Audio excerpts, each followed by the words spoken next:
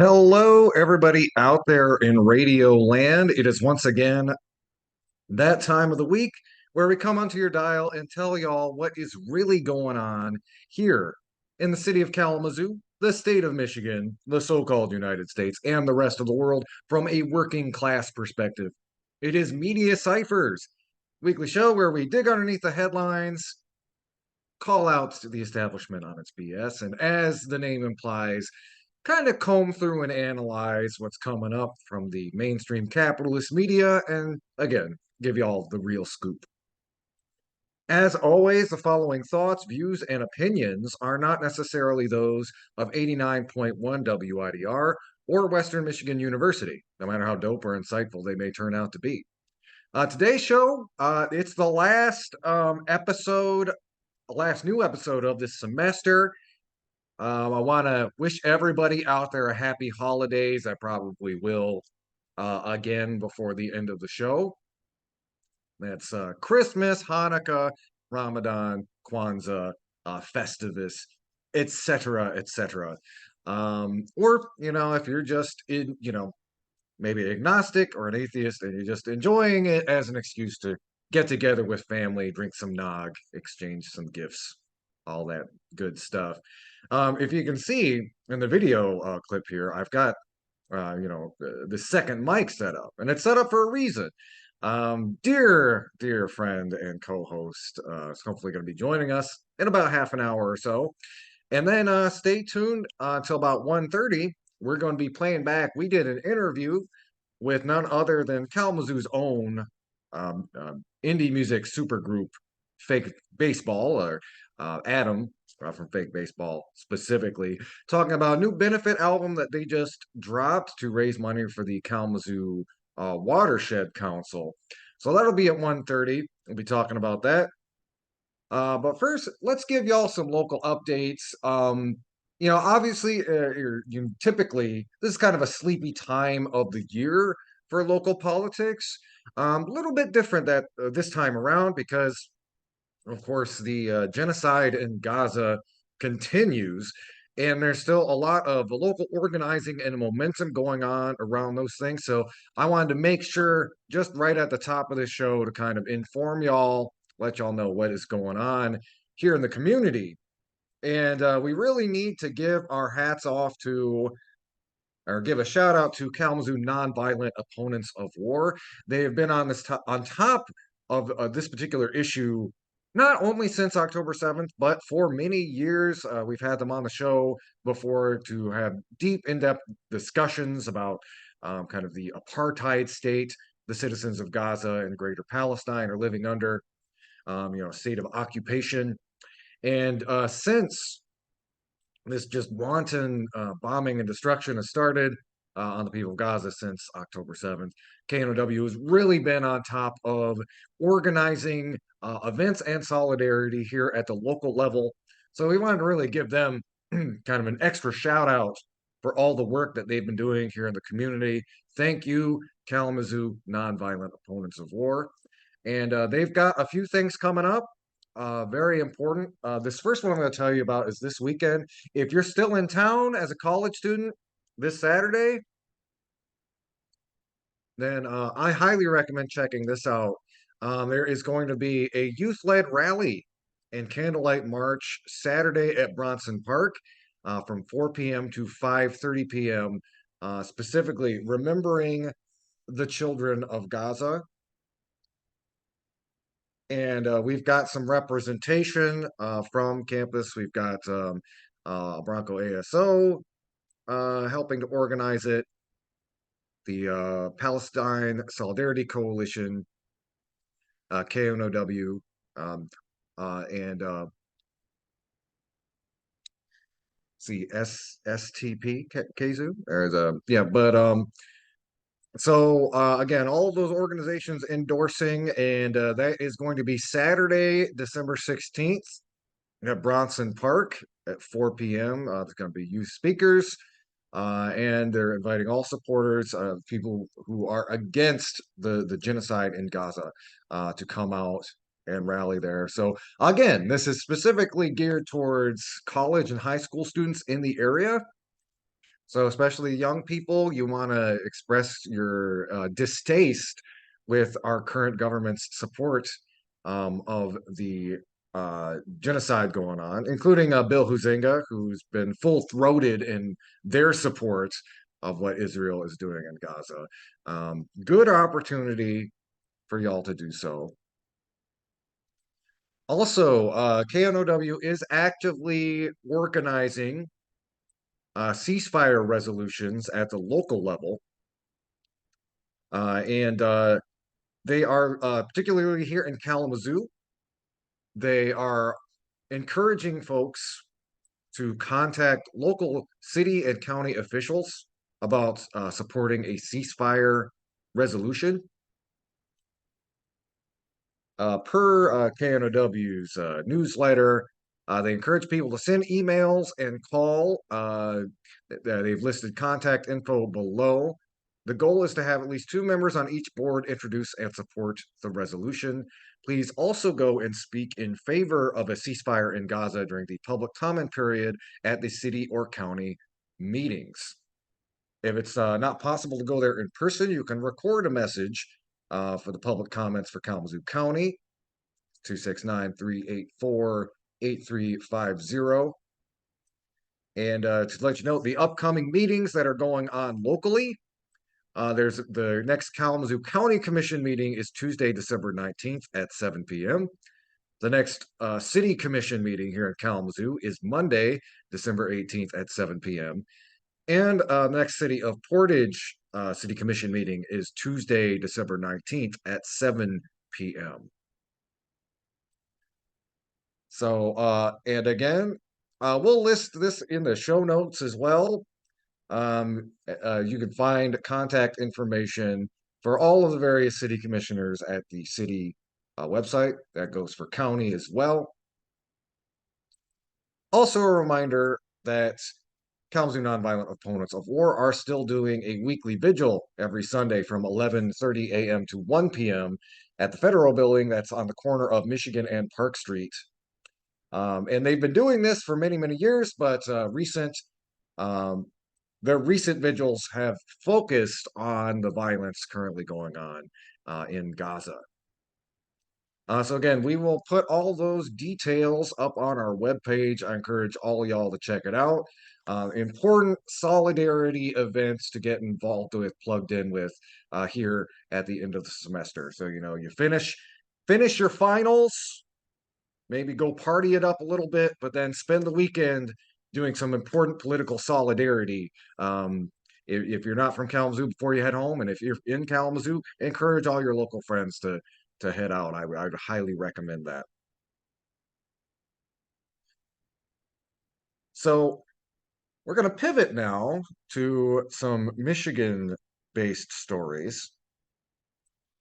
And we've got some important updates on, well, this is really important. This is an important follow-up. You may have heard us talking about this on the show about a year ago. So Michigan voters supported a ballot proposal that would increase the minimum wage.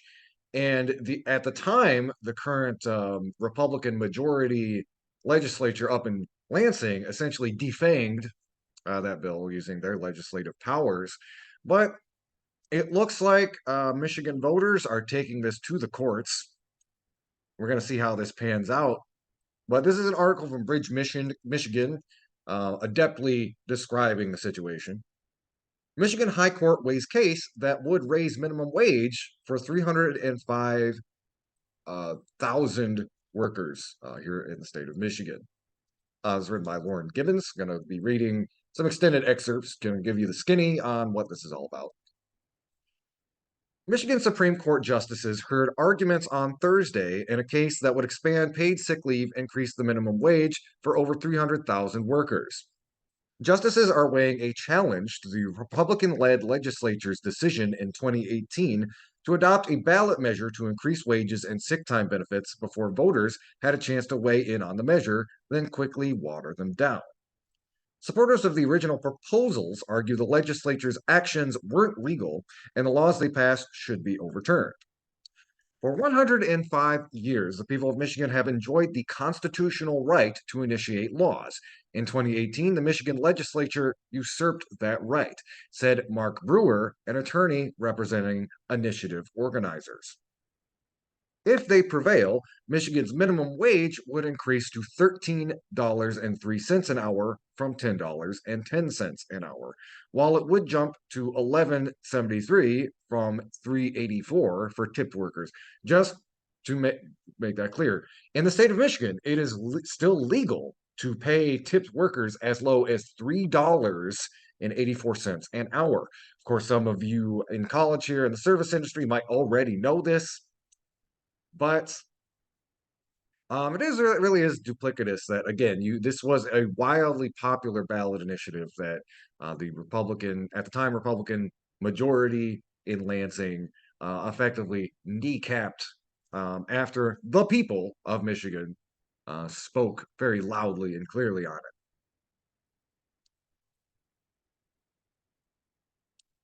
So again, a little bit more background about what happened. Organizers in 2018 initially sought to bump Michigan's minimum wage up to $12 an hour by 2022, and after that, tie the state minimum wage to inflation. A separate 2018 proposal uh, would have required Michigan employers to allow employees to accrue paid sick time, up to 40 hours annually for small businesses and up to 72 hours per year for larger employers.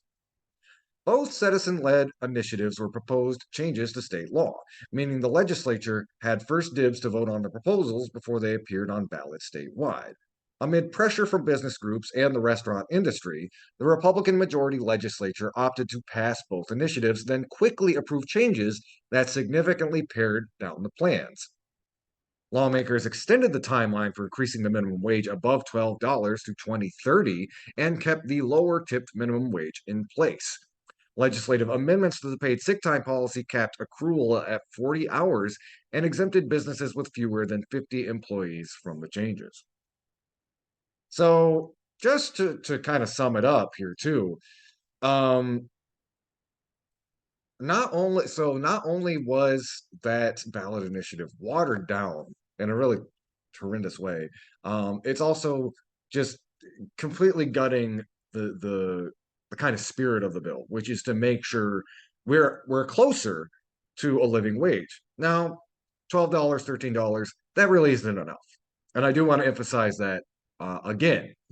If wages had kept pace with inflation since the 70s, the minimum wage would effectively be about $21, between $21 and $23 an hour. I don't have the figure in front of me, but yeah, so $13 is still small potatoes. It's better than the current minimum wage, and especially that escalation for tipped workers is vital and important.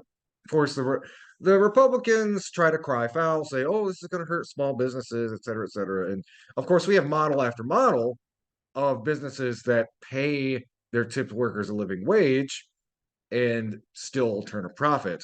So it really is about, these conservative business owners trying to squeeze their workers out of every penny they can without trying to figure out how to make it work in a way that, again, their employees are happy, their customers are happy, and they can still get by themselves. So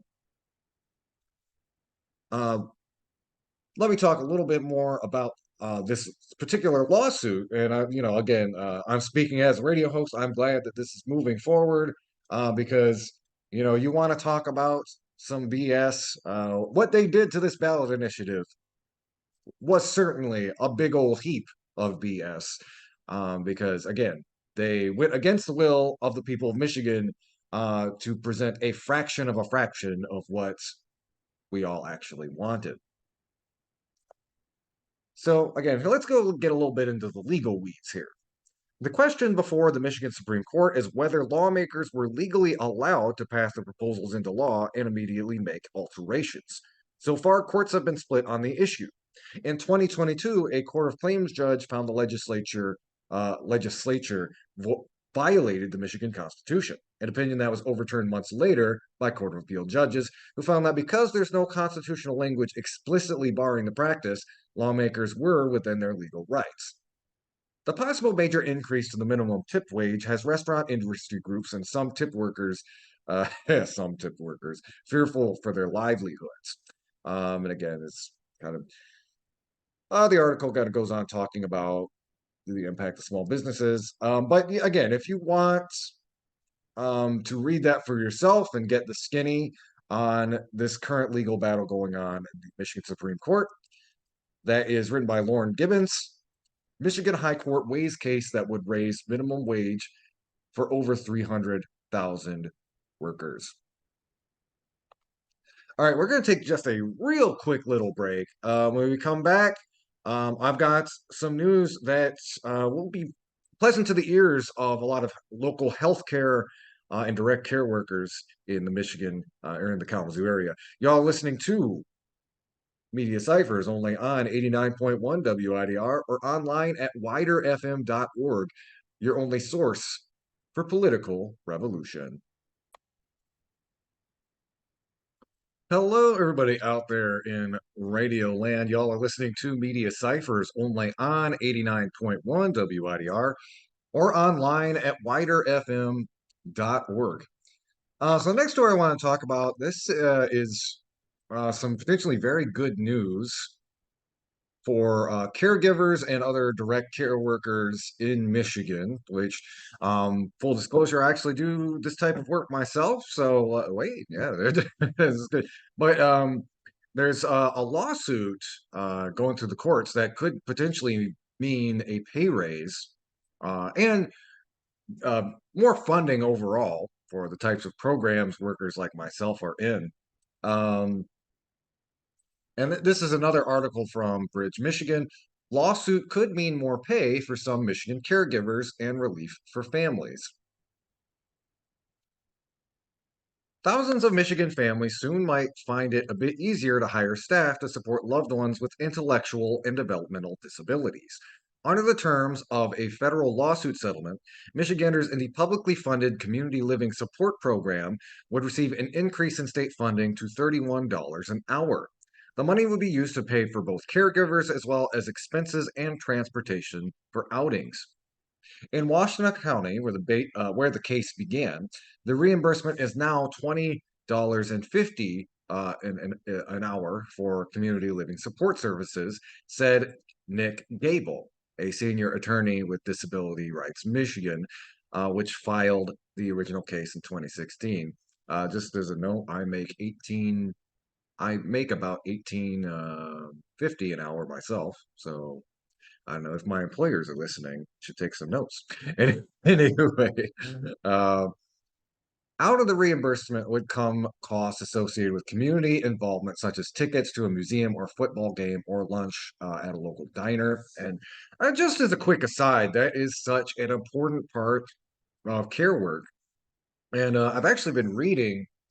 I've been reading a book recently, Care: The Highest Stage of Capitalism, and it talks about how kind of the care economy has been kind of gobbled up by the neoliberal status quo that we all live in, which again seeks to squeeze workers, squeeze resources, as if the type of day in and day out care that a person needs, everything from diaper changes to just meal prep and just genuine human connection is something that you should try to quantify and squeeze pennies out of.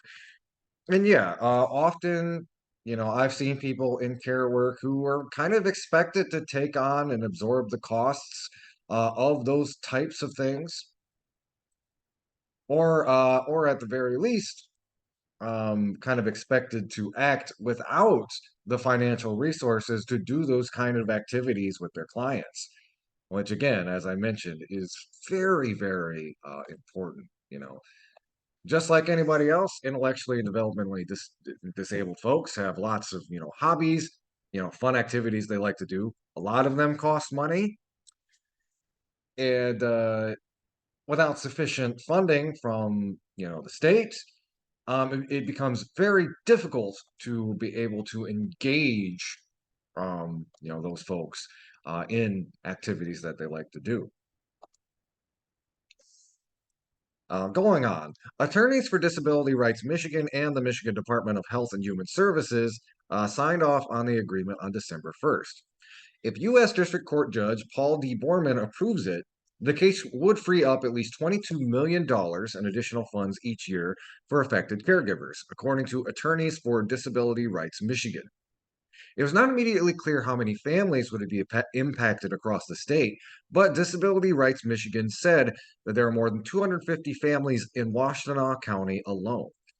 The lawsuit was brought by 6 adults with severe developmental disabilities, including Derek Waskell, who lives in a household surrounded by farm fields south of Ann Arbor. Earlier that week, Waskell, who has the cognitive abilities of a toddler, his doctors say, had been awake since 2 a.m. Coffee cups sat at the dining room table while 40-year-old Waskell and Bonnie Rogers, a longtime family friend and paid caregiver, flipped through pictures of him on Rogers' tablet. Derek rocked back and forth, flapping a stuffed Mickey Mouse. He loved seeing pictures of himself, Rogers said, but Waskell was also intermittently stomping his feet, an indication of his agitation caused by 3 strangers sitting at his dining room table. Except for short periods of rest, Derek is a man in constant motion. Wired and tired is what his family calls it. It communicates without words, and his frustration can manifest in pacing and stomping and hitting himself, for example. Insomnia is common. He has seizures. He can never be alone, said his mother, Cindy Waskell. She, too, had been in motion this morning, fetching coffee, straightening up papers on the table, glancing frequently at Derek as he and Bonnie flipped through pictures. Now her voice wavered. I'm 64. I'm tired, she said. Derek and 5 other plaintiffs in the case receive funding through the state under a self-determination model of care, meaning they and their families don't have to depend on care agencies but can hire their own staff for help.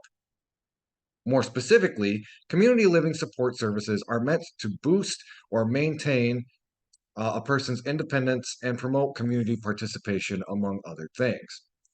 Derek deserves to participate in our community as much as anyone else does, Cindy Waskell said. But in 2015, the Washtenaw County Community Mental Health Agency changed the way that it funded community living services, forcing caregivers to begin paying for transportation and community costs, tickets or a meal in a restaurant. Previously, it had been a separate fund for those extra expenses. The effect was that workers' wages were squeezed by new costs. With lower pay, Waskell's main caregiver quit, his mother said. Derek could no longer easily fetch vegetables at the Ann Arbor Farmers Market, walk the parks, attend church, or people watch while sipping sparkling water at the Owl, his beloved coffee shop in downtown Lod. He withdrew and grew depressed, often refusing to eat. The sitting, according to the lawsuit, worsened his scoliosis. Without Waskell's caregivers and others like them, the risk of isolation and institutionalization would increase, a violation of the Americans with Disabilities Act, attorneys for Waskell and others argued. Lynn Sutphin, a spokesperson for the state health department, said the program serves about 7,900 beneficiaries each year at a cost of about $97 million. She said the settlement requires these changes be implemented only in the service region that includes Washtenaw County. Boosting funding for individuals throughout the state, she said, will require additional funding. It still may be a year or more, assuming the federal judge signs off on the 42-page settlement before caregivers will see that boost in pay, Dable said. And as much as a settlement is to the family, it can be a gift to the community too, Cindy Waskell said. Support workers help her son engage with the public, which in turn helps others to see beyond disabilities. Farmers market vendors and coffee shop regulars smile when Derek approaches, she said. Linda Gardner, a retired landscaper and longtime Waskell family friend, agreed. He may not use words to communicate, but he has the same feelings as we all do, she said, remembering how Derek began coming to her and sitting with her in church after his grandmother died. If he chooses you because he's comfortable with you, she said, well, that's a wonderful feeling. So again, you can find that on Bridge, Michigan. And I did, I did really want to read like kind of the very personal human element in that story too, especially give folks an insight on what that kind of care is like, and also what it's like when that kind of care can't be delivered, and why it is so vitally necessary. And workers who do that kind of work should be paid fairly. So again, y'all listening to Media Cyphers only on 89.1 WIDR or online at widerfm.org. Quick reminder, you can find us online. We've got a YouTube page. We upload all of our episodes to that. We've got a podcast where we kind of aggregate our best content, so you can listen to us on the go at your convenience. And we also again, Facebook page. It's kind of a portal to all of that. So please, you know, especially with the way that the algorithms work, and we don't get as many kind of viral views as we used to. Word of mouth is key, um, and especially for those who listen to the show live, but especially for those who listen to it in their own time online. Y'all listening to Media Cyphers, your only source for political revolution. We will be right back.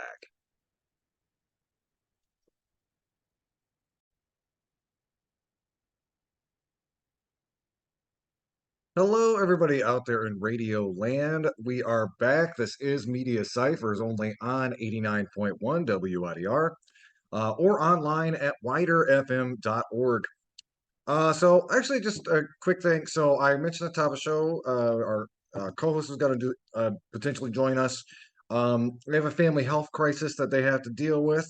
So, we're going to be continuing solo for the rest of the program, but I do want to let the folks know we are going to do our yearly holiday special, hopefully before the end of the year, and we're going to have the whole gang plus some special guests talking about all the big news events of the year and all that other stuff that we like to chat about. Anti-capitalism, corporate media, et cetera, et cetera. So look out for that. We'll probably be putting that up on our podcast. That's Media Cyphers Kalamazoo. You can find that on most podcasting applications. So the next story, we're going to pivot.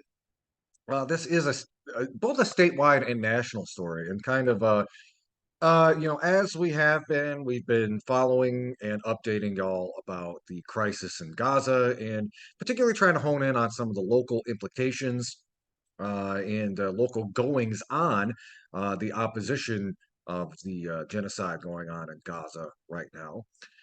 And we've got this common thread that's been popping up over the course of the last week. And we're going to be looking at not only how this kind of unveils in Michigan, but at the national level. Some of you may have heard that last week there was basically a very spirited interrogation by this very conservative representative, Elise Stefanik, of several presidents of national universities. So, University of Pennsylvania president Elizabeth McGill, as well as Harvard president Claudine Gay and MIT president Sally Kornbluth, essentially under the auspice of like anti-Semitism on campus, which is basically code for anybody who stands against the genocide going on in Gaza.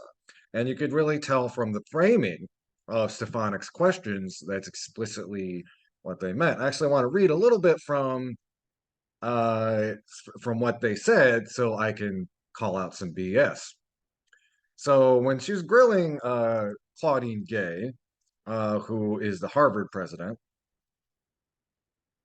they said, and I quote, "And you understand that the use of the term intifada in the context of the Israeli-Arab conflict is indeed a call for violent armed resistance against the state of Israel, including violence against genocide or against civilians and the genocide of Jews. Are you aware of that?"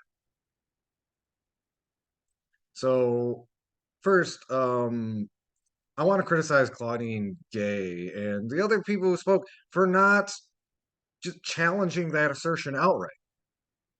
Now, is it because they don't know enough about the issue? Is it because they wanted to kind of stick to the very like legalistic, lawyerly language?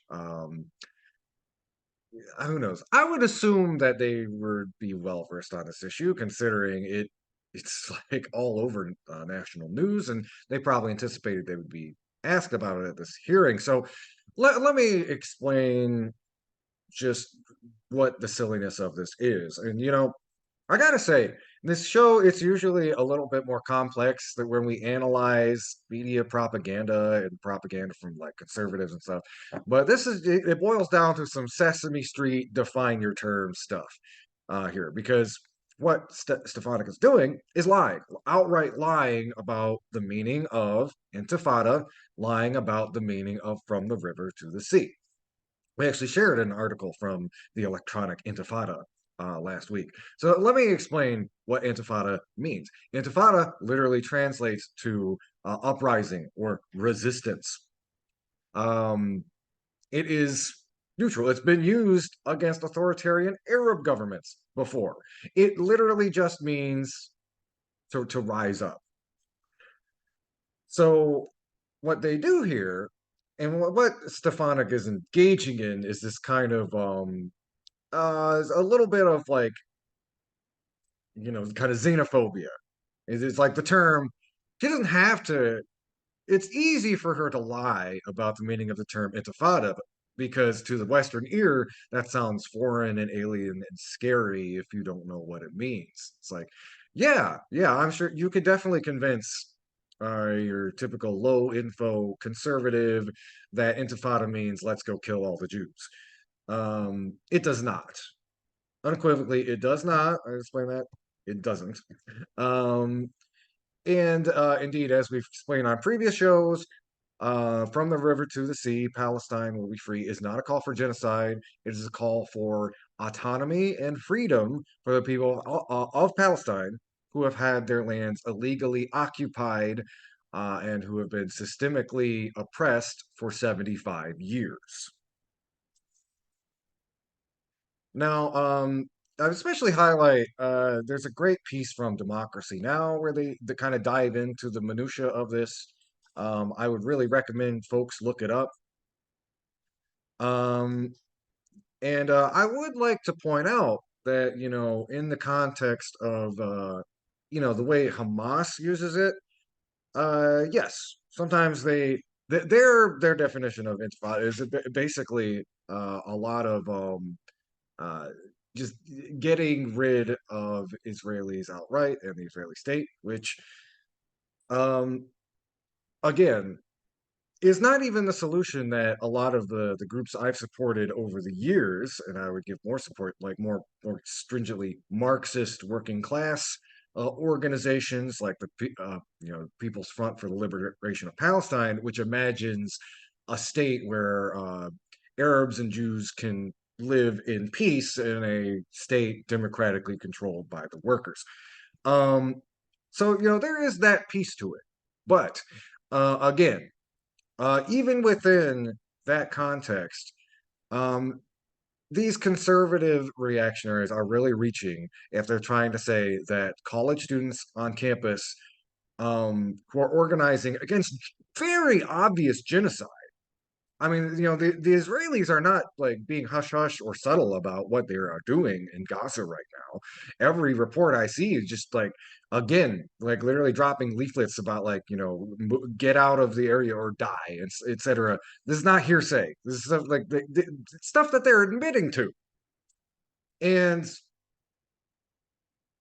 to have people like Stefanik turn around and say that people who oppose that are anti-Semitic or calling for the genocide of Jews is bad faith at its peak, especially from some conservative reactionary who's literally danced around things like the Great Replacement theory. And I think it kind of speaks to this overall idea of a lot of these same reactionaries. Like we just had the Republican debate, where in the same breath, some of these people were calling for the decimation of Gaza and the uncritical support of Israel, and in the next breath, they're giving support to the Great Replacement theory, which is basically a fascist white supremacist conspiracy theory that powerful liberal Jews are flooding America with immigrants and non-whites and stuff like that. These people are not, I wouldn't even say fair weather because there is no sincerity to their uh, condemnation of anti-Semitism. What it's really all about is people like Stefanik, people like the Tucker Carlsons of the world, etc., find that they have some brothers in arms with an Israeli state that is currently being run by very similar far right fundamentalists who do view Israel as this like Jewish only ethno state. And people like Stefanik would love to emulate that here in the United States, have kind of this white centered Christian ethno state. So, in that sense, they feel like they have some comrades in arms with the far right fascist government of Israel. But as we've said on the show time and time again, anti-Zionism is not anti-Semitism. No matter how many times Congress passes an erroneous little statement saying that it is. Sorry, facts are facts, words are words. Words have meanings, and you can't just arbitrarily assign different meanings to words out of political convenience. And honestly, shame on all of these heads of colleges for not coming out right and saying it. Because I don't know if they thought they would get attacked more if they did, but you know what? They were attacked regardless. Claudine Gay from Harvard, we're talking about, or no, sorry, the University of Pennsylvania president Elizabeth McGill had to announce her resignation on Saturday, and Elise Stefanik and other conservatives are voting on social media, one down, two to go, etc. This was without correcting Elise Stefanik about what intifada means. This was without having to explain the case for Palestine. This is by using mealy mouth language where you are basically kind of agreeing with the substance of Stefanik's accusation.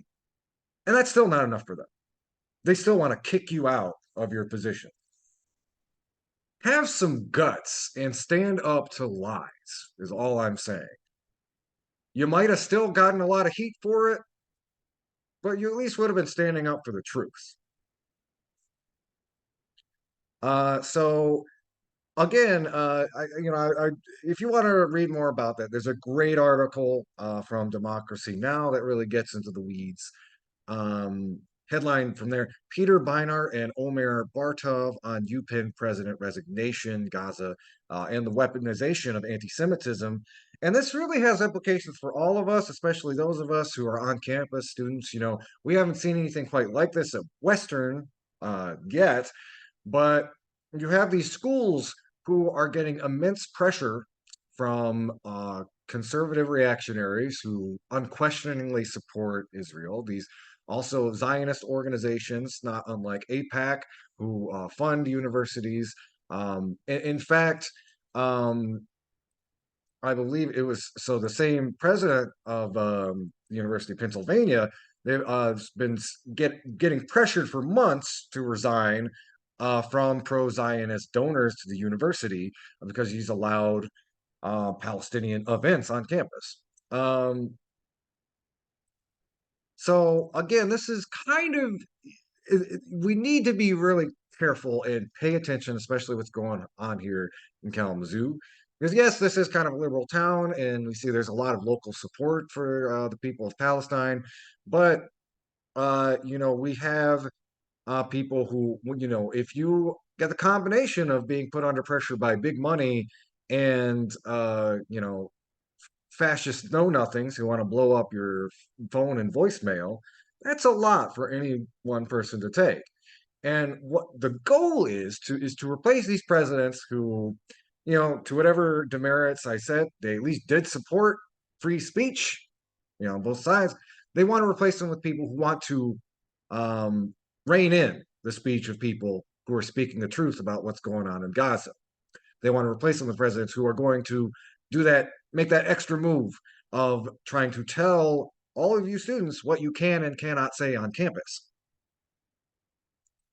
And while we haven't necessarily seen anything like that here at Western Michigan University that I'm aware of, we have seen that here in the state of Michigan. And I think that transitions to this really important article that comes from Left Voice, talking about some goings on at the University of Michigan.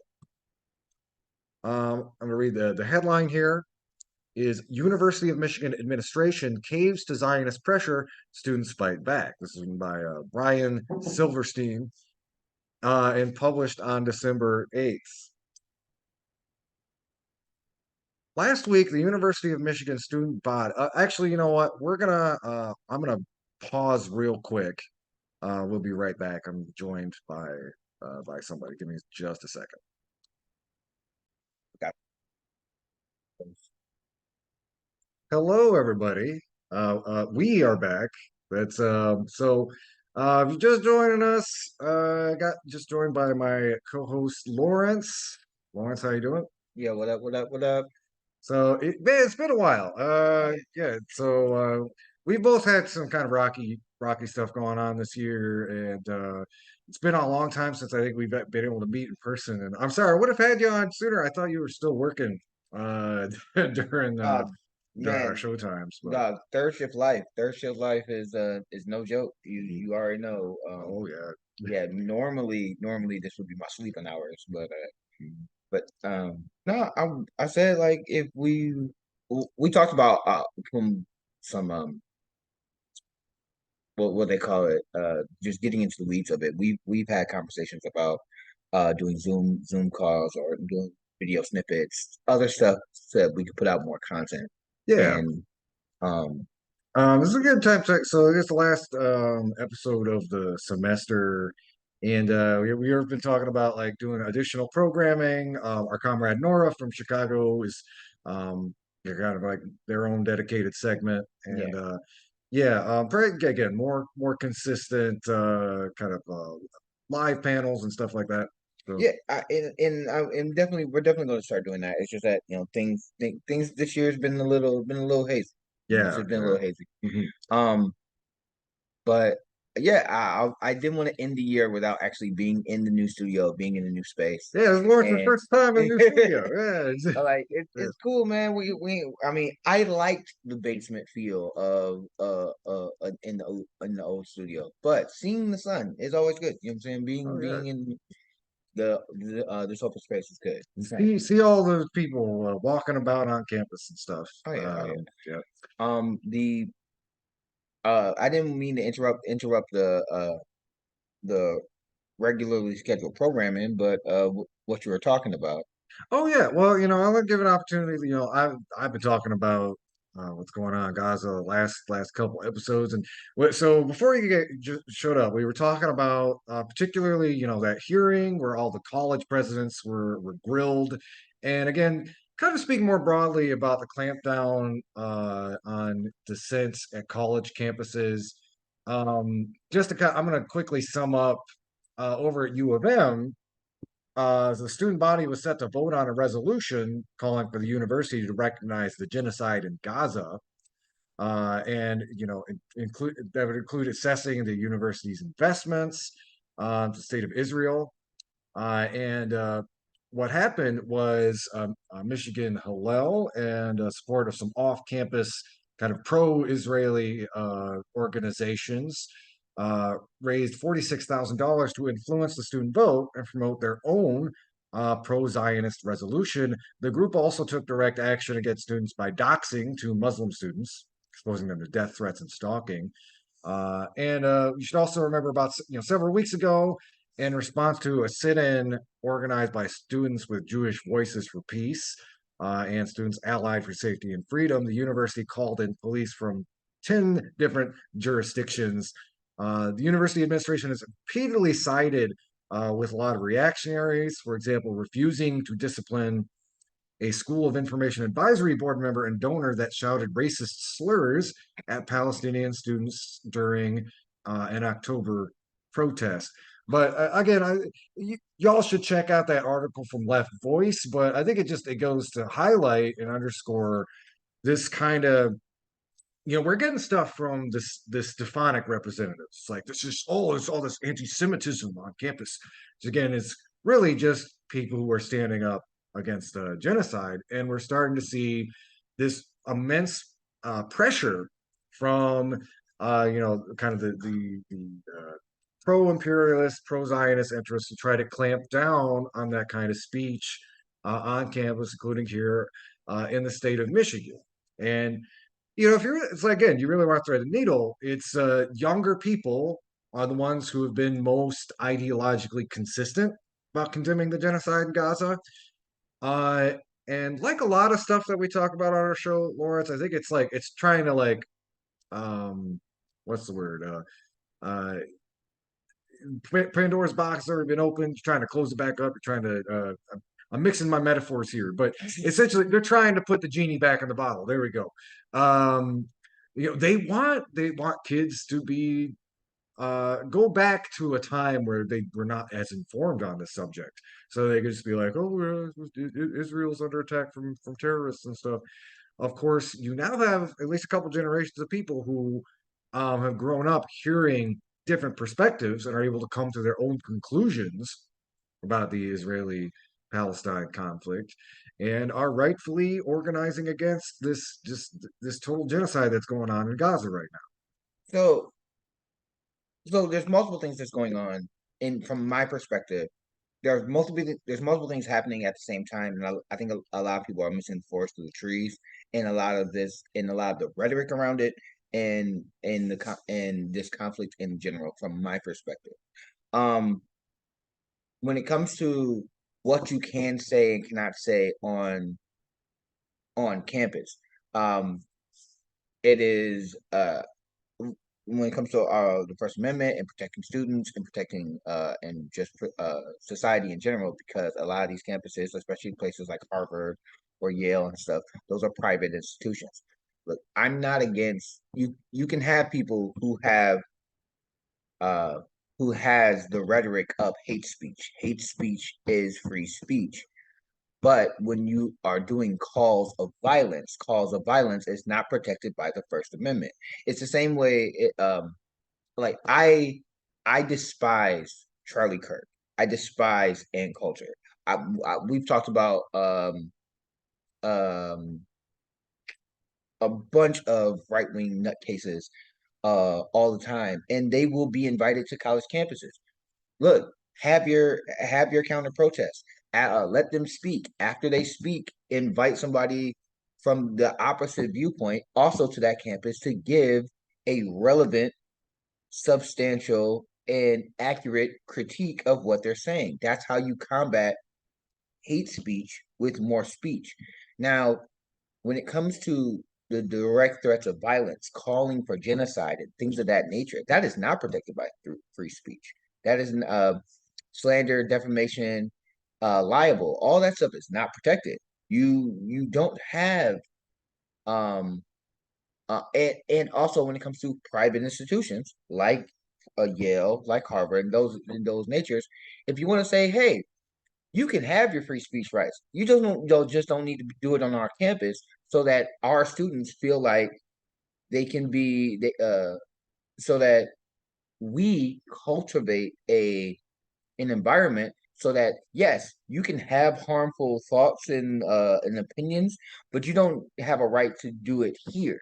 Like that is also okay. Like that is a perfectly reasonable stance. Now, the thing that I have the most issue with was the right winger that was grilling the presidents, outside the fact that the presidents had very horrible answers. They just couldn't Oh yeah, say we they mentioned they that just earlier couldn't too. say yes, Yeah. yes, calling for genocide of Right. any minority group, any religious group, any political group, calling for their genocide Mm. is a threat, is akin to violence. Yeah. That is the most simple answer. You like, yes, it is. It's the same thing with Jewish people, the same way that it is with the Palestinian people or Muslim people, the Mm-hmm. same way it is if it's with Christian people, same way if it is with Hindu people, etc., etc. No, the I think to me the perfect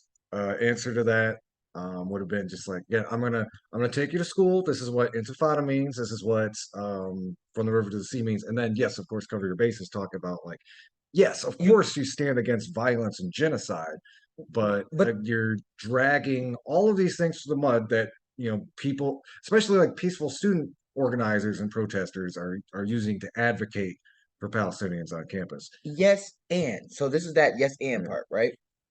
The thing that bothered me about that entire hearing, because I watched that hearing, the Republican lady that was advocating, that was like, why can't you just say that genocide is a threat, is akin to violence, or whatever, whatever. None of the professors had the courage to say, my dear, didn't you just vote to send more money to Israel to bomb Gaza? Yeah. So Mhm. you want me to condemn it? I condemn it when it comes to violent rhetoric. Why are you giving more bombs to drop on civilians? Why are you voting for that? Because Mhm. yes, Israel does have a right to defend itself, and this is true. But Human Rights Watch and the United Nations and the people who study the conflict are saying that Israel's hitting 90% civilians. Mhm. 90%. So we're saying that one of the world's strongest militaries, one of the world's smartest militaries, Mhm. are either A, so inept that they cannot differentiate between Hamas fighters and civilians, or B, killing the civilians is the point. Yeah. Because, and that the person that's grilling these professors are helping to fund that. And that's the thing that for me, when I saw it, I was like, why isn't this being brought up? Why isn't that not being Mhm. talked about? Because yes, um, there has been a large number of there's been a large number of anti-Semitic attacks in the United States and across the world. There's been a lot of anti-Semitic rhetoric. I do not agree with there is the whole thing that happened in Congress recently when they conflated anti-Zionism and anti-Semitism is the same thing when it's not. Like there's a lot of misinformation out there. But the one thing that you cannot, that most people are not misinformed on, is the fact that what the Israeli government is doing to the Palestinian people in Gaza is akin to an ethnic cleansing, is akin to a genocide. Under every international standard, even under our own standard. And it's it's you cannot excuse that away. It's irreprehensible.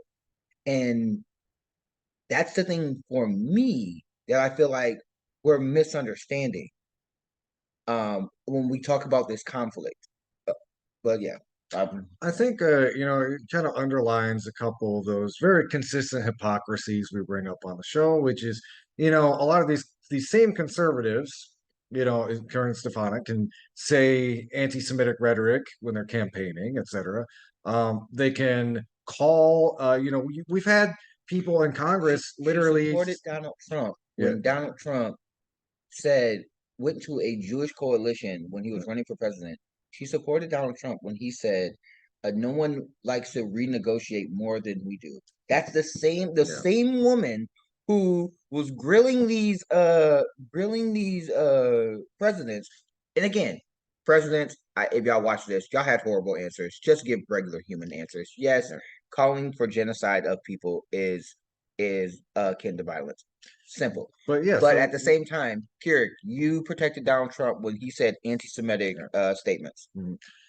But I like just the thing is too. It's like again these representatives who like have really gone on the floor and said we should turn Gaza into a parking lot. We should just Yes. give Israel a blank check to kill, the monster the last man or whatever. They can say that stuff and then turn around and say, oh, it's beyond the pale to say on campus, from the river to the sea, or use the term intifada, which again are only genocidal because you have misdefine them because you have lied about like what these terms actually mean, while you can simultaneously you tell everybody Gaza should be turned into a parking lot. Yeah, So again, it's that ranks of hypocrisy. It goes back to like, conservatives will talk about free speech on campus all day until it's a type of speech that they don't like.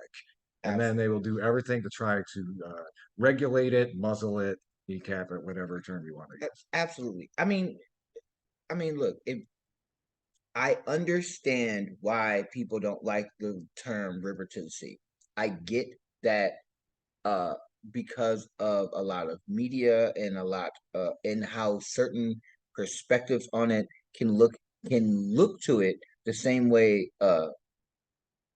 look at it as hate speech or calling for a genocide because Hamas has used that rhetoric as well, even though I think it was the Palestinian Authority and other uh Palestinian liberators that use that rhetoric, talking in akin to wanting it to be a two-state solution, and that the Palestinian people should have sovereignty in their own land.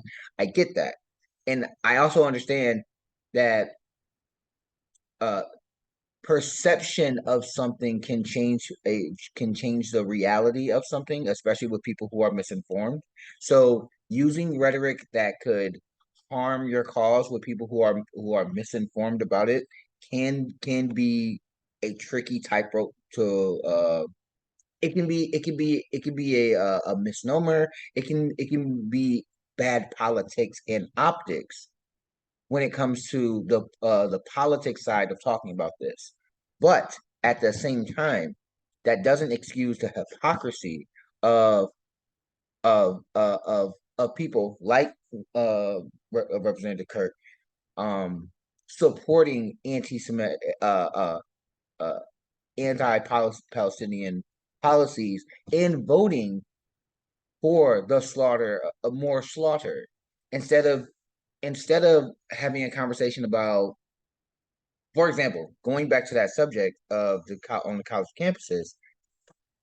If you're going to say yes, we can. Um, if I was Harvard, I was like, look, we there's a lot of voices. If I was the president, I was like, there's a lot of voices I don't like, and I would have said them by name.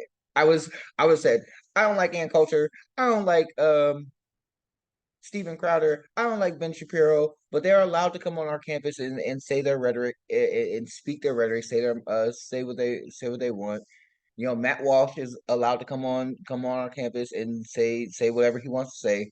But at the same time, after they're done, we're gonna have Ta-Nehisi Coates. We're gonna have Angela Davis. We're gonna have Dr. Cornel West. We're gonna have uh uh Noam Chomsky. We're gonna have a counterpoint to the garbage that they're saying. Now, if they're saying the same thing like uh when Ben Shapiro said that Muslims live in sewers and all they care about is bombing stuff. Yeah, that's hate speech. That's not allowed. And if he says that stuff, yeah, he won't be allowed on campus. Or when Tucker Carlson said that Muslim people are primitive monkeys or stuff, that's hate speech. That's not allowed. Like that can be akin to violence. That's not allowed, right? There is a difference. There's a line. You know what I'm saying? And if I was the president, I'd be like, no, there's a clear line. When you cross that line, you're not allowed to be on our campus. But we don't we can have opinions. Same thing like we can have opinions that we don't like, have them represented, and still have a counter to what they're saying on campus to have open dialogue. Hell, we live in Kalamazoo, right?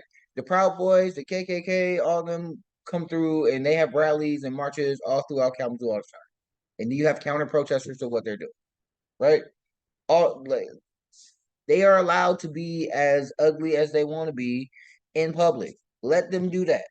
But at the same time, allow people to be able to um speak and be clear and have a counter to what they're saying in a safe environment. That's the whole purpose of college. You're supposed to challenge the narratives and challenge your preconceived notions. And sometimes you're going to hear stuff that you're not going to want to hear. Now, just like prescription drugs, you can say hateful stuff, but your results will vary depending on who you're around. like, Hmm. like you may not you have a right to say what you want to say. You don't have a right to be liked. You don't have a right to be Free listened to. speech is free, but free speech has consequences. I think Exactly. it's that's Exactly. yeah. So, but I think that's the thing that bothers me the most about this.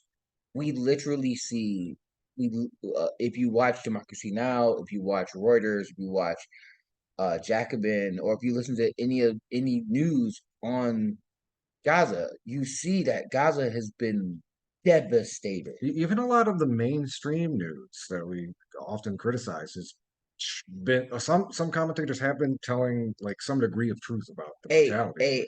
Shout out to the man with the greatest porn star name of all time, Jake Tapper. He he challenged the Israeli authority. He was challenging the Israel spokesperson on Gaza because you and normally he doesn't. Wolf Blitzer normally doesn't. They usually go with the pro corporate, pro government stance. No, they truly were challenging um their narrative because it's hard to be like, hey, I agree with you on everything that you're saying when Jake said my producer lost 9 family members because of your campaign. And That's you real. said, and the dude basically was up there, basically said to his face, "Hey, we told everybody we were bombing in northern Gaza. They need to go to the south." And then, not 2 minutes later, he says in the interview, "Hey, Hamas is in the south, so we're gonna have to bomb there." And you see on Jake's face, he's like, "You just said that you warned everybody and you're blaming them for not leaving northern Gaza. But if they Mhm. was to go to southern Gaza, where you said they were safe, you're saying you're going to bomb there too. So there's nowhere for them to go." Yeah. I was talking about this a couple weeks ago, but yeah, the propaganda out of the Israeli government has just gotten super sloppy, and there's a couple of reasons. They're resting on their laurels. They're just so far right now that they have a hard time even pretending to like not be on like this very fascist bandwagon Oh towards yeah, Gazans. But I think like part of it too is just like this popped out. So again, the UN resolution failed no, predictably no, because no, of the no, no. United States and the UK, and like an IDF response to that on Twitter was basically showing this picture of like 30 or something naked Palestinian men who were hooded and had like the handcuffs on, and basically saying like it was like, oh, a handful of these people were Hamas, and what does the UN have to say about that? And like the response is like, so you're admitting that most of the people in this picture are innocent civilians that you hogtied? Um, You're admitting that? Is that yeah? so shout Okay. out to shout All right. again. This is the problem with the internet. When you see people who are naked and you can see their face, a lot of people on the internet, especially in that area, said, "No, that's a business owner, that's a Right. journalist, that's Mhm. a," and they identified these people as not Hamas terrorists, just as regular civilians. So not only did Israel have to walk back their statement, the initial lie of saying that this was necessary is a lie. Also, let's be clear, and I want to be clear when it comes to this. When we come to talking about terroristic activity, when Hamas did the attack on October 7th, they killed 6 journalists. They killed a over 1,000 civilians. Right? That is that's barbaric terrorism. Israel has killed over 60 journalists in uh about, what was it, 17,000. It was 17, it was up to, 17,000, nearly half of them children. yeah. Whereas with the Hamas attack, you can see at least like a chunk of those were military personnel. So, but So, anyway, it's like this: when you are attacking civilians, you are committing war crimes. Now, if Hamas, the government of Palestine, who wants to do military attacks on the IDF, the military force of Israel, those are two military forces fighting each other. That's war. That's what it is, right? When you are attacking an overwhelming majority of civilians, which Hamas, if I remember correctly, in that attack, uh, killed about 40 to 50% civilians. Like it was I think it was up to 50, 60%. Like it's in that ballpark, right? It's unacceptable. That's unacceptable. That's wrong. That's it. What you're doing are war crimes. It's war crimes when Hamas does it. It's also war crimes when Israel does it. When they are abducting, doing indefinite detentions on innocent civilians for no reason. When they are bombing hospitals and news organizations and food depots and supplies, and gas stations, when they are killing civilians at 90% rate. That means one out of every 100 people that they have killed, only one of those people was actually connected to Hamas. That is a failure.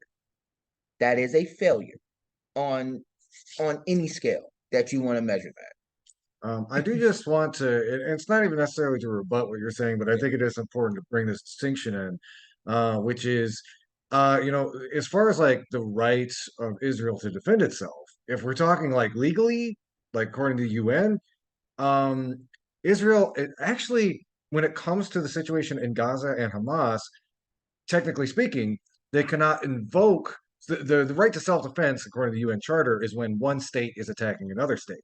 It's not when a territory that you are belligerently occupying fights back. Now, again, there's still rules of war. You should only go after military personnel, etc. So yeah, definitely when in a potential future, there definitely is going to be some people in Hamas convicted of war crimes. But at the same time, when the response from this much more powerful state, which has one of the largest military apparatuses in the world, responds by killing close to 20,000 people, most of them civilians, not only is that a matter of proportionality, but it's like this this very right wing fascistic government that's currently in charge in Israel kind of just it really seemed like looking for an excuse to clear out Gaza. You know, You know it's bad when you when we're going back to the UN Charter thing, when the United States were the only ones to dissent from a ceasefire. This is how you know this is how you know people are giving up the game. If you say that the civilians are your main objective, right? We need to protect civilians from harm, right? We want peace, right? Israel has admitted publicly that they've been bombing the tunnels, they've been bombing the hospitals, that Hamas is using these Hamas, this is their words, Hamas are using civilians as human shields, right? If they're using um civilians as human shields, then why would you blow up the building that the civilians are in? Why would you not call for a ceasefire to get the civilians out? Because the human shield argument breaks down when you just kill them anyway. yeah. Like, So it, but yeah. it also goes to I don't know if you covered it. They had some of the civilians that during the hostage exchange. They had a conversation with Bibi Netanyahu, and they were cussing Bibi Netanyahu out, saying that your bombing campaign killed some of us because you weren't attacking Hamas, you were attacking us. You were attacking the tunnels and the buildings that we were in. You were bombing. Yeah, You killed. You care more about spilling Hamas blood than protecting the civilians, especially when you knew ahead of time that Hamas was planning on doing an attack. yeah. I So don't think we even really got to that, but so so that's so when it comes to the charter, so bringing it back to the charter, if if if the United States, if Israel and their allies actually cared about the civilians that they say they care about, actually protecting and wanting peace, they wouldn't have vetoed a ceasefire. And one of the main reasons why we're not vetoing the ceasefire is because Israel's buying more weapons from us. This is that military industrial complex that we're talking about. They're buying more weapons from us so that they can use those weapons on those innocent civilians. Because multiple reports has come out that Hamas is not in Gaza. Hamas is not is the Hamas. The majority of Hamas's government infrastructure and leadership is not in Hamas. It's in Qatar. There's been multiple reports on this. Reuters has talked about it. Democracy Now has talked about it. Jacobin has talked about it.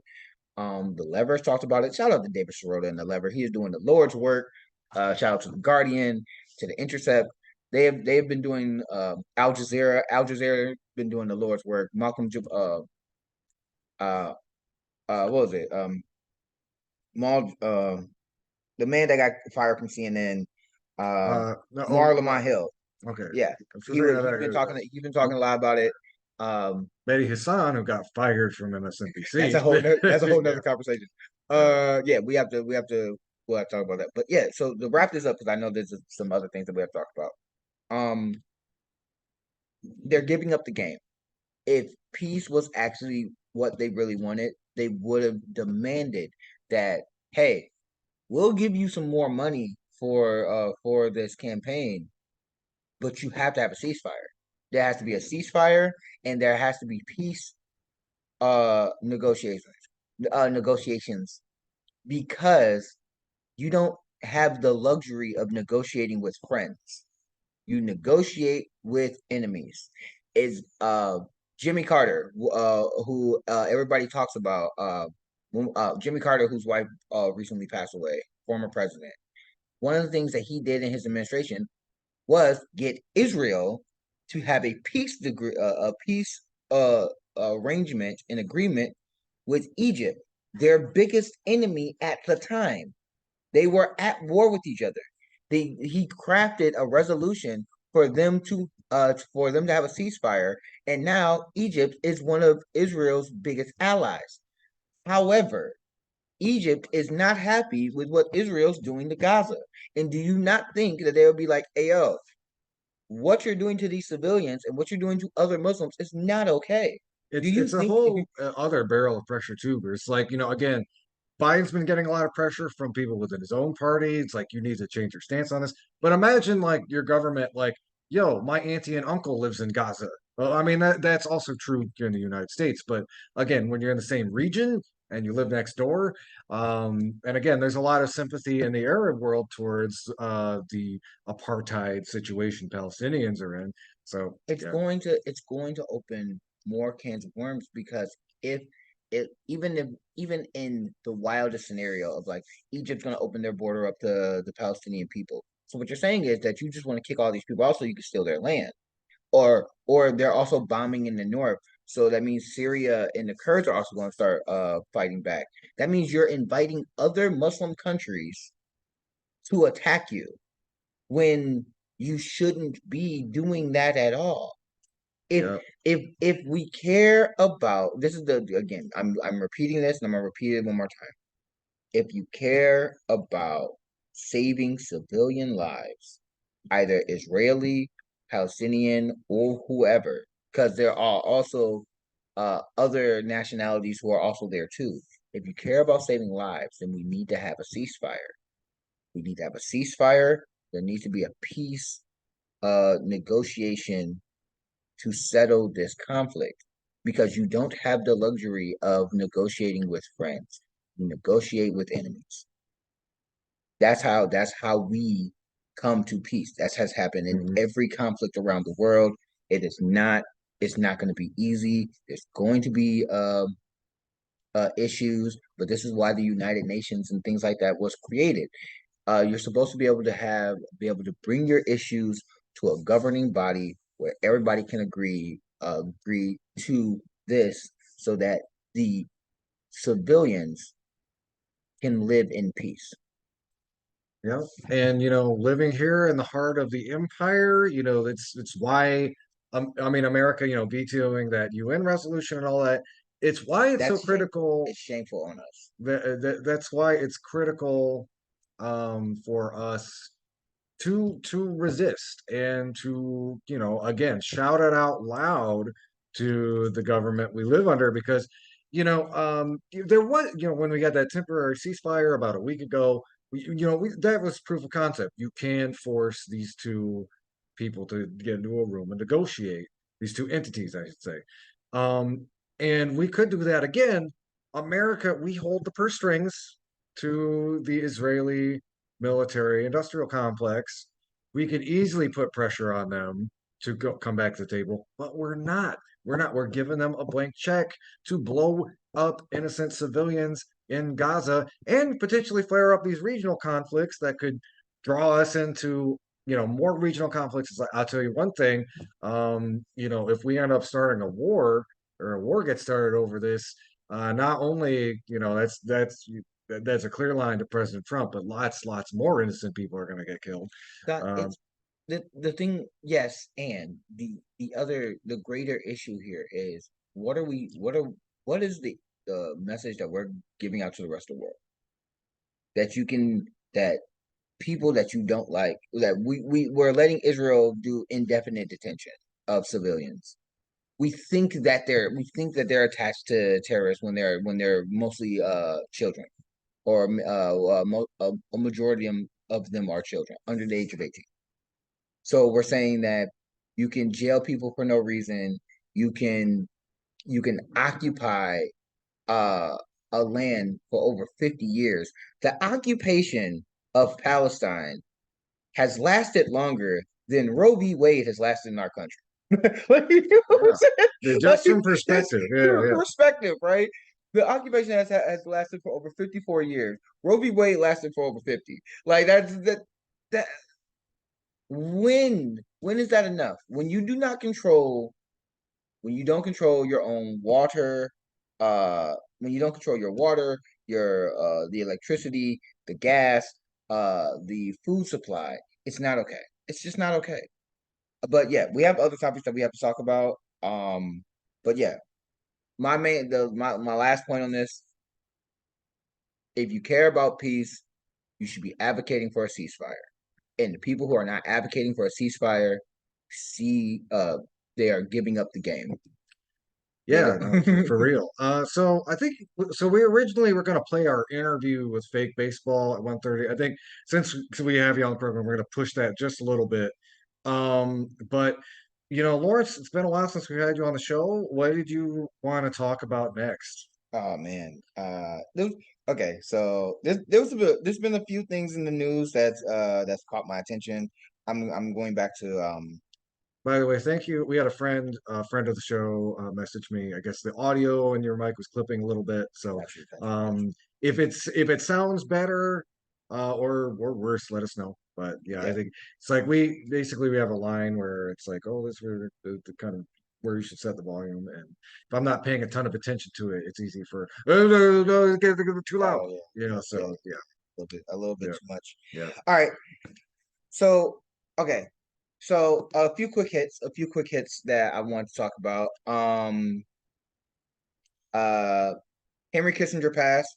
Thank God. Yeah, I think we're gonna do a deep dive on that in the holiday special because I said I was gonna talk about it the weekend. I got too many other stories happening, but Oh yeah, man. we're gonna devote a whole segment to Okay, this. so like I said, just a few quick hits.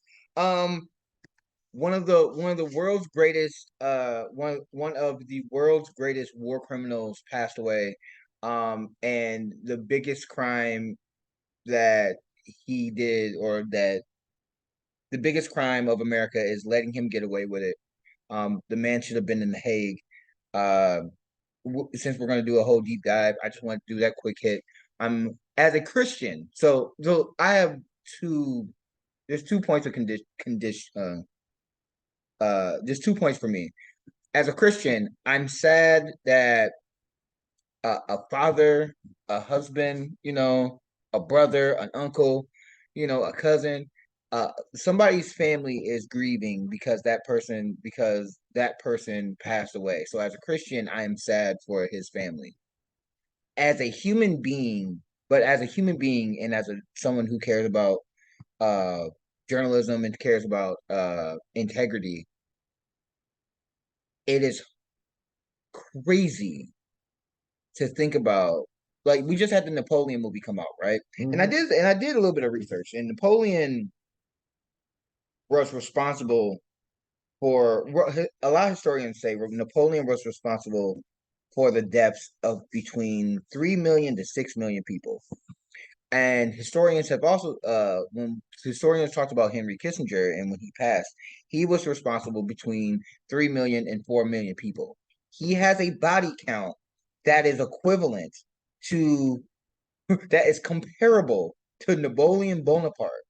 That Yeah, man that man is one of the, that man is in contention for one of the goats, one of the greatest of all time when it comes to a person who should have been in the Hague, one of the greatest war criminals that this planet has ever seen. When Anthony Bourdain said, the late great Anthony Bourdain said that after visiting, and I'm paraphrasing, but he said after visiting Cambodia and seeing what Kissinger did, the only thing that you would want to do with him is beat him to death with your bare hands. Yeah, that man should have died in The Hague. He did not. He celebrated his 100th birthday and was buried in state. That man should have been put in an unmarked grave, and his war crimes should have been talked about more often. Shout out to people like Mehdi Hassan. mhm. Shout out to people like Hassan Piker, the Young Turks, uh uh uh Kyle Kalinske from Secular Talk. Shout out to the Lever. Shout out to Reuters, Jacobin, who all did accurate stories on him because a lot of mainstream media tried to A lot of fuck sanitize. pieces. A Yeah. lot of public media, there was op-eds about his dating life in the New York Times and things of that nature, and they were trying to sanitize that man's legacy when Mhm. that man is, I as a Christian I believe hell does exist and I believe he is there. Like Yeah. I'm sorry. Man, what if you like to go on a date with Henry Kissinger? Oh my Like, God. I do not support Um social democracy. Actually, I've got to make a phone call real quick. Kill all the young yeah, men. No, it's what would you say? the policies that he did that affected South America, the policies that he did that affected East Asia. Um, that man that man is responsible for millions of people not making it nowhere near close to the birthdays that he celebrated, No. and he was still allowed to be in the White House. Uh, still allowed to be around power. Hillary Clinton saying that he was someone that he was a great statesman.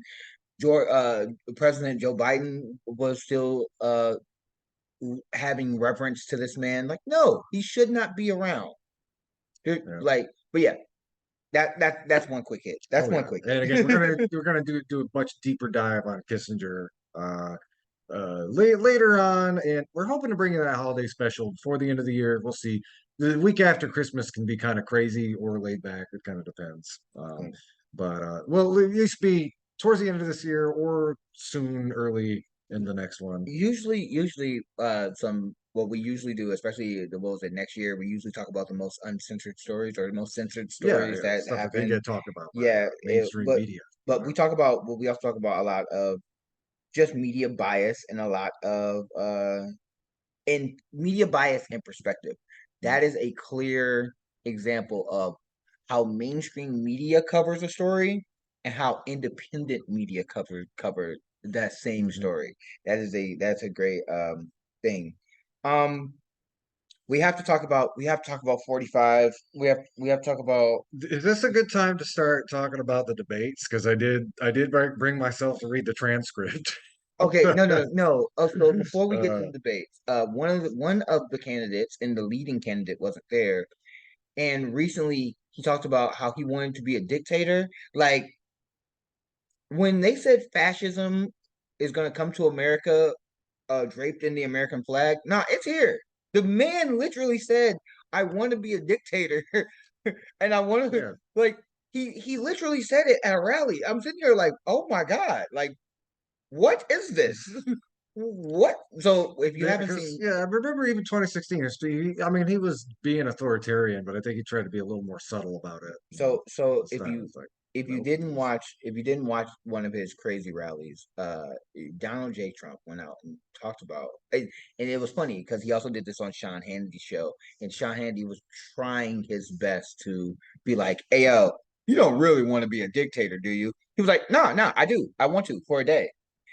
I want to remind everybody that this is the same man who debated uh rolling out tanks on the American people during January 6th, like rolling out the tanks and establishing martial law because he lost. This is Uh, a man. Also famously, very much wanted to deploy the military on protesters during the uprisings in the summer of 2020. So, people protesting against This is a police man. brutality. Yeah. This is a man who said who, when given the information that his protesters wanted to hang his vice president, a number of his own cabinet members said, "Yeah, he deserves it." That was his own vice president. He said his own VP deserves to be hung for not going with the fake elector scheme. Hmm. This man is as dangerous as the Democratic Party, and it's not even just Democratic Party. He's as dangerous as he says he wants to be. This isn't about Trump derangement syndrome. This isn't about being hyperbolic about all the dumb stuff he does. No, when you listen, when, as Maya Angelou once said, when someone tells you who they are, believe them. Hmm. Yep. He praises dictators. He praised Putin for a majority of his run. He praised Viktor Orban and other authoritarian leaders because he wants to be a dictator. He wants to be like them. He wants to be a strongman like them. And he's not. And if he gets back in power, we will not have another election. That's was the one of the wildest things that I've seen when it comes to the horse race and things of that nature. But yeah, Donald Trump's nuts, and he should. And a shame. This is a shame on our system, on our political system. It is kind of loud. That is kind of loud a little bit. Um, but it's a shame on our political system that that the Republican Party, our judicial system, waited so long to indict this man on the crimes that he has done in public that he has admitted to, and did not bar him from running for president again. They should have a long time ago. They waited, they made it look political, and now he might end up winning again. Yep. Hmm. And again, like I think there's a lot of liberals who think there's going to be some like Hail Mary pass where he gets thrown in jail for his taxes or something. I doubt, very much doubt. And yeah, like we're not. It's like we're. Not, he's not going to get caught for breaking the. Broken the rules his entire life and career. It's worked out for him He because admitted to it in yeah, public. He yeah. admitted to it in Hmm. public. What kind of criminal admits that? That's the most gangster thing in the world. It's the most gangster Yeah, thing in the yeah, world to be like, yeah, like um when he talks about not paying his taxes, yeah. that are stiffing real estate Hmm. investors, lying about inflating his Yeah. assets, um saying stuff like people who plead the fifth are usually guilty, and then pleading the fifth over what was it 500 times in his Hmm. deposition, like And I it's really bad. think too, it's like a lot of folks, going back to when Trump was president. This is not who we are. It's like all that stuff. No, this is Trump exactly who is we are. Trump is very like that is the colonial legacy of America in one orange reality star, and the problem if Trump wins in the fall, it's a failure of a lot of things, but I think it's definitely the failure of the Democratic Party to not have a stark enough contrast to what the Republicans are doing. If you position yourself as diet colonialism, which is pretty much what Biden is doing with his response to what's going on in Gaza, then yeah, young people who want a different solution, something more radical, maybe like social democracy, are are going to be disenchanted to the point where yeah, they'll stay home. And And it's not just that. So yes, and it's also the unfair and authoritarian things that the Democratic Party have been doing recently. So we were talking about the Republican debates. The Republican debates was an absolute a garbage fire. S show, Yeah, as they it say, was it was FCC friendly yeah, descriptor. it was Uh, it was it was as cringeworthy as you can make it. The only highlight was that you had I don't know how to say his name. Levesque Wakaswamy. I cannot say his name properly. I'm sorry. Um, talk about Nikki Haley's donors and how they're all corrupt. yeah, You had Chris Christie talk about how Donald Trump's a coward and won't face them on yeah. stage. Those were some of the highlights from that debate. Other than that, no, it was I hate trans people more than you do. We need to take care of the border. There was nothing substantive about bringing more economic freedom to the average worker. You had Nikki Haley uh, praising and celebrating the fact that she was a union buster. Um, in Levesque throwing jabs at Chris Christie, talking about the only thing you know how to do is uh know how to shut down bridges, which was Hmm. hilarious. But I give you all of that context. I give you all of those brief highlights, and there's not a lot. If you want to go and watch it, it's garbage. I shout out to the Young Turks that they did have Cenk Uygur and Marianne Williamson and Dean, the other dude that's running in the Democratic Party. Hmm. They had a response to the debate, which was which was good to see. You need Hmm. to have the Democratic response to the Republicans' nonsense.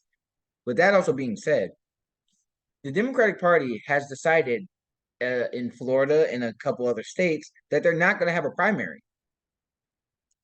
By the way, this isn't even a situation like 2016 where there was pretty like even support between Hillary Clinton and Bernie Sanders There was at this no, time. there was The, uneven support. the well, I'm just saying Yeah. the majority of the Democrats did not want Joe Biden to run again out of I don't know arrogance or whatever. Joe Biden's like, I'm gonna go another round, bucko pal, whatever. And the party is just kind of going around and it's like, okay, you're okay, boss. Nobody else is allowed to run. And it's So like, so this is where people will conflate a few things. They'll say, "Hey, having a harsh primary will harm the candidate during the general." How did that work out in 2016? The 2016, there were 17 Republicans that ran in the Republican primary. They had more airtime, and the mainstream media gave Donald Trump and the Republican Party over $2 billion of free advertisement. They got their message out there while the Democrats at that same time didn't have such a harsh primary. You had Hillary uh basically controlling everything that the DNC put out. And it ran through her campaign instead of the DNC acting as an independent agent and a neutral arbiter. Shout out to Donna Brazil in her book Hacked. She literally details on uh how it was rigged. It was rigged in Hillary's favor. And that backfired and Trump won. What happened in 2020? The Democrats had 17 people running that race. 17 people. We after, even because of COVID and Trump saying that we should put bleach in our someone we should inject bleach into our system to fight COVID, even after all that BS, the Democrats had a strong primary. You had multiple choices that you could have picked from. We were able to get our message out there, and they end up squeaking away, squeaking, sliding into victory by a very narrow margin. They're saying we're going to give away all of that free media. We're going to give away all of that messaging, and we're not even going to allow Marianne Williamson, Dean Phillips, Cenk Uygur, and anybody else who wanted to run to actually have a debate against Biden and have a strong primary. Like, Biden is losing uh, Latino voters. He's losing Black voters. He's losing Arab American Arab voters, Americans. which is He's particularly important in Michigan, as I he's got when you and it's not and because polling can be outliers, but I've looked at the Quinnipiac polling and the aggregates of polls that has come up since earlier this year till now. He's losing Michigan. He's losing Michigan, Pennsylvania, Georgia.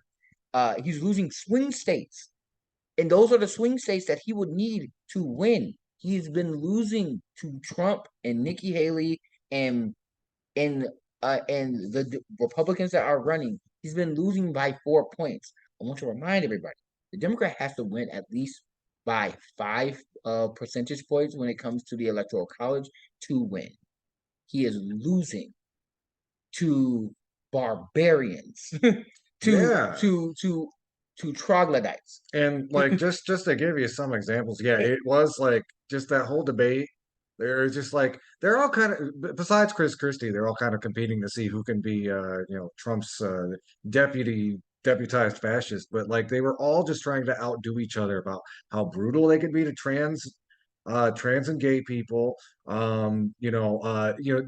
Like Ron DeSantis opened the whole thing by going after teachers unions, and of course I hate this double speak you see in all these Republican debates about like the working class and trying to be the party of the working class. It's like, no, it's like you're talking about this very specific group of kind of middle class white people who cosplay as the working class. The actual working class is not on board with any of this crap. Um, So when we think about things that the majority of the country want, these are the centrist ideas, right? Things like paid family leave.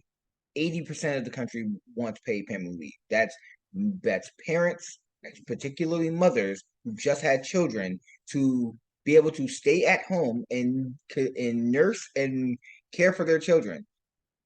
80% of the country wants it, but the Republican representatives do not. They want a mother who just gave birth to go back to work right after giving birth. What happened to family values? How was that family values? None That topic was not brought up during the Republican debates.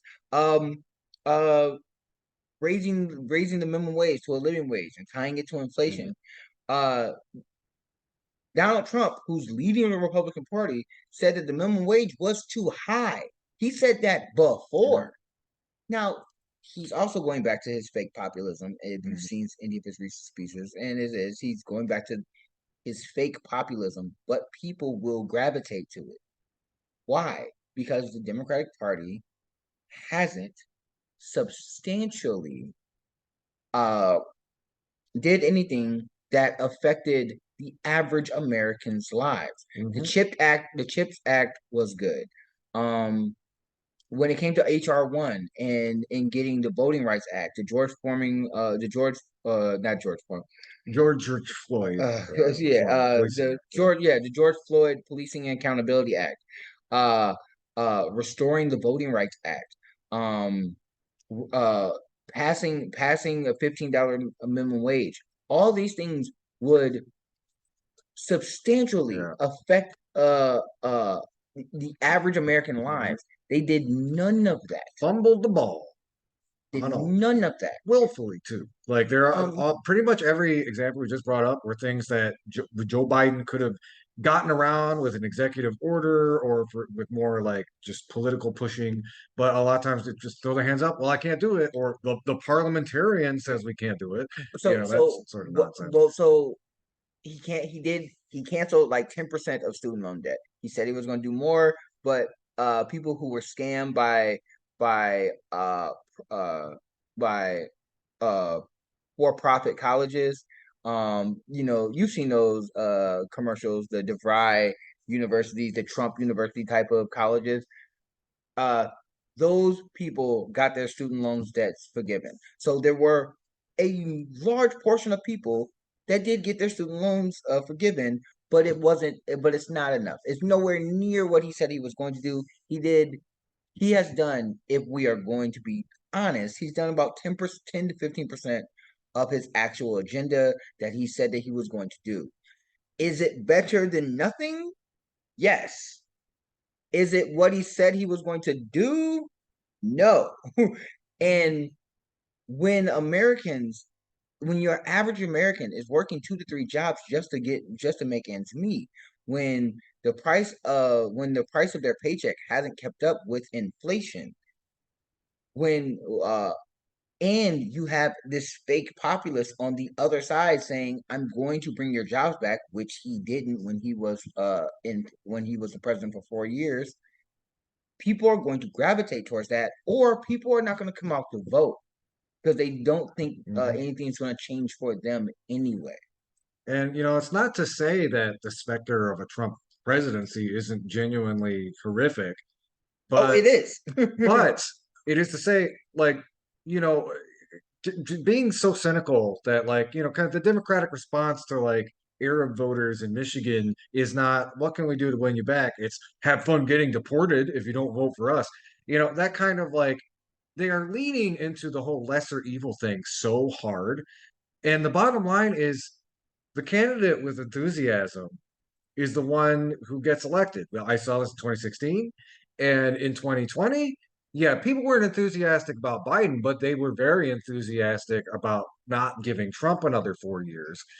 And without having like just that threat is 4 years removed. And granted, we'll see what happens in November.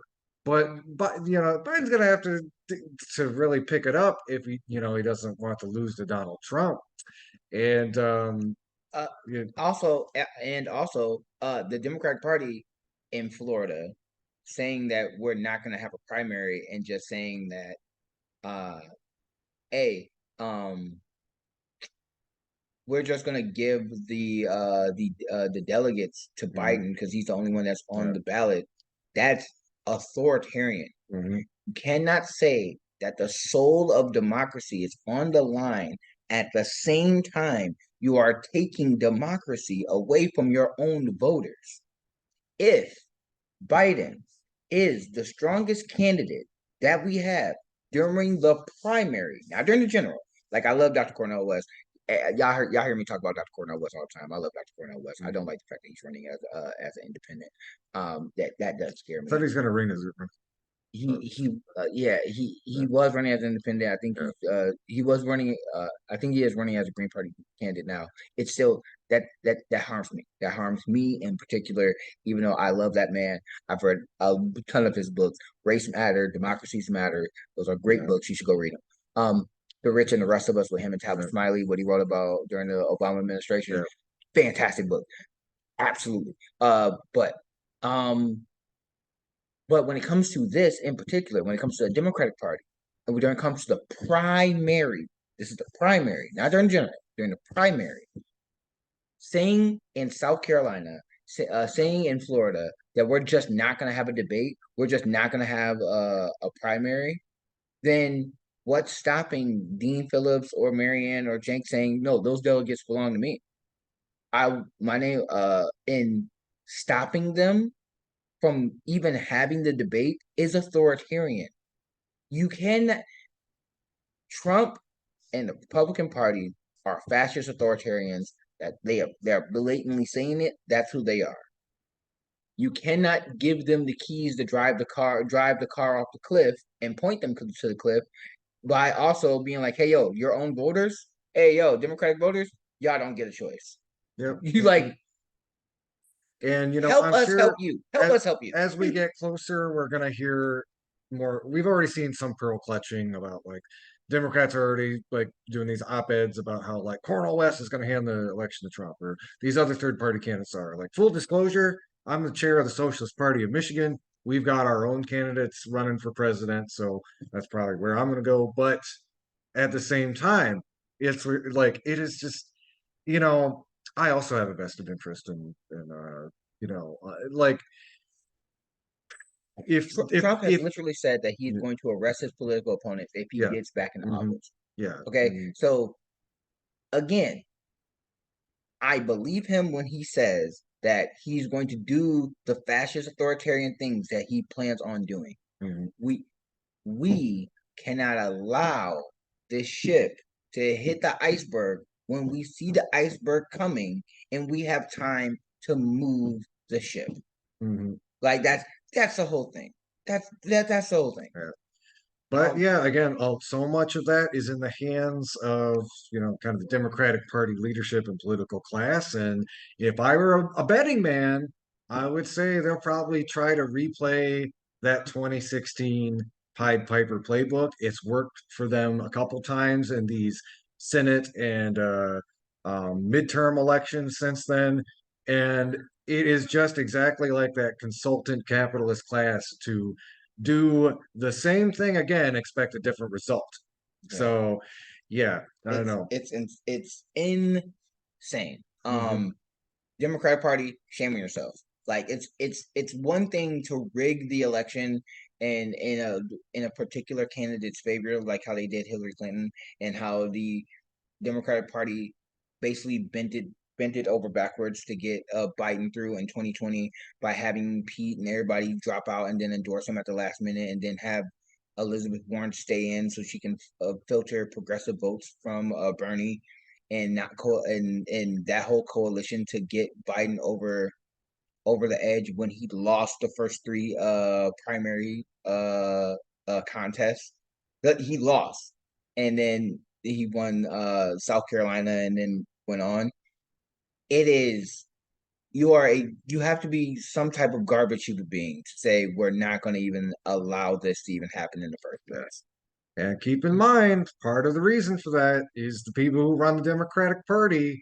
If you were to give them the choice between 4 more years of Trump or 4 years of a social democrat, they Well, would probably say Trump because one, it's much easier to fundraise off of them, and then you're not going to get anybody who's going to kick the apple cart, i.e., challenge capitalism in any sort of meaningful way. I mean, who doesn't want the boat to rock? The person who owns the boat, or the person whose job it is to make sure that the boat Yeah. still functions. Like, yeah, they have a vested interest in keeping the system as it is. Famously, Mark Zuckerberg, who's become a recent conservative punching bag as like one of those liberal billionaires that they hate so much, famously on election night when Trump won said, "Well, at least it wasn't burning."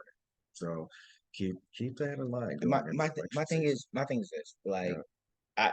so just to put a cork on this.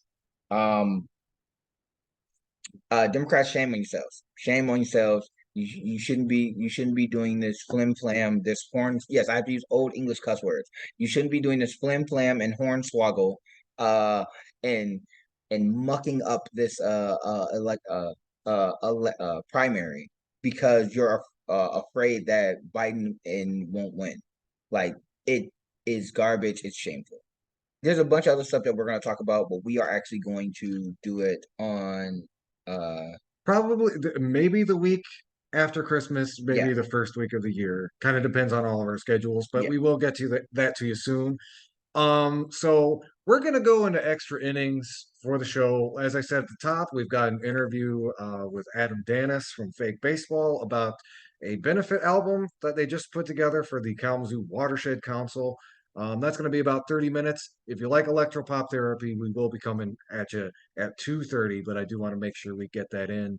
Lawrence, I want to thank you for joining us, man. It's been too long. yeah, Welcome to the new man, studio. yeah, man. Yep. And quick reminder, you can find all of our material online. We'll be posting today's episode as well as that interview with Adam up on our YouTube and Facebook pages and all that. And stay tuned. During winter break, we won't be coming to you with any live shows, but we are going to be playing some of our best of our material. We've got our interview with the author of The Many Worlds of American Communism. We've got the talk with Mark Braverman on campus talking about Palestinian rights. So tune in during winter break. You'll get to hear those. And on December 26th, I'm going to be doing a special 4-hour episode of Electropop Therapy celebrating the holidays. We So, also are gonna have to do a breakdown of anti-Semitism, anti-Zionism. We need that is oh yeah. something that we have talked about. Um, because you can be anti-Semitic, you can be Islamophobic, and you can also not like Zionism, which is a political movement, not a religious movement, which Mhm. is something that is different than anti-Semitism. People are misconflating those. They are conflating those. They are not. They are there's